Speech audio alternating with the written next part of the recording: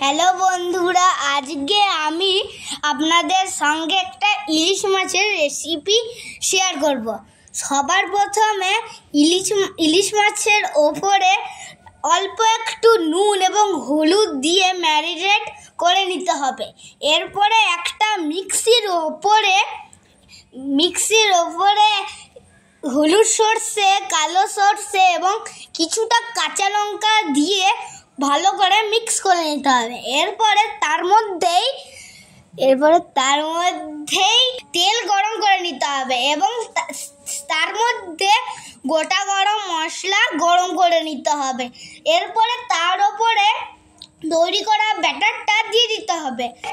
কিছুটা জল দিয়ে ইলিশ মাছগুলিকে দিয়ে দিতে হবে এবং ওর উপরে ঢাকনা চাপিয়ে 5 মিনিটের জন্য রেখে দিতে হবে। দিয়ে